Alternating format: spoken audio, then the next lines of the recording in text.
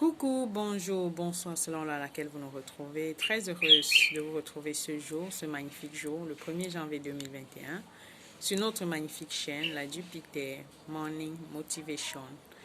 Et avant de commencer, il est important de vous souhaiter une excellente année 2021 et beaucoup de bonheur, beaucoup de joie, beaucoup de santé et surtout beaucoup de réussite dans nos entreprises.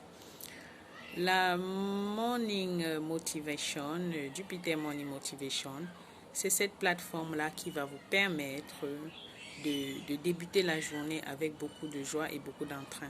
Car il est important, on l'a dit très souvent, lorsqu'on débute notre journée, il faudrait qu'on la débute de la bonne façon, avec la bonne humeur. Et c'est la raison pour laquelle cette chaîne a été créée pour pouvoir vous booster, pour pouvoir vous motiver et surtout pouvoir faire de vous des champions, faire de nous des champions, car nous sommes des champions. Déjà, je vais commencer en me présentant. Je suis le docteur Mamio Gaël et j'ai la responsabilité de partager avec vous sur un sujet important aujourd'hui. Il s'agit de l'humilité. L'humilité, c'est cette vertu-là.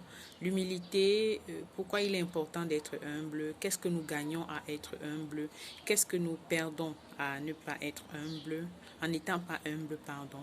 Pour ça, on va commencer en disant que il est important, pour mieux illustrer la chose, de prendre trois exemples. Trois exemples pour pouvoir mieux comprendre.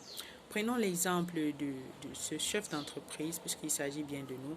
Ce chef d'entreprise qui, lorsqu'il avait un caractère humble, il parvient à être quelqu'un il parvient à profiter, car lorsqu'il profite, il est quelqu'un de meilleur dans le sens où, non seulement en reconnaissant ses torts, il reconnaît ses torts comme on a dit, mais également il revêt ce caractère-là. Donc, sachons être des personnes humbles, étant des leaders, étant des personnes très, très aguerries, il faudrait cultiver ce caractère. Reconnaître ses erreurs, savoir qu'on a tort et parvenir à demander pardon. Prenons un deuxième cas de ce chef de famille. On va prendre un homme, le chef de famille qui est l'homme bien sûr, qui dans sa façon de gérer son foyer ou sa famille, cette personne est quelqu'un qui apprend de ses erreurs. Cette personne, lorsqu'il y a une faute, lorsqu'elle est fautive, ce chef de famille, lorsqu'il est fautif et que sa famille ou sa femme parvient à faire des reproches et qu'il accepte ces reproches pour pouvoir s'améliorer, voilà quelqu'un qui a gagné, voilà un point positif de l'humilité, car ça permet de retrouver l'harmonie familiale et ça permet d'être plus dans cette ambiance d'amour.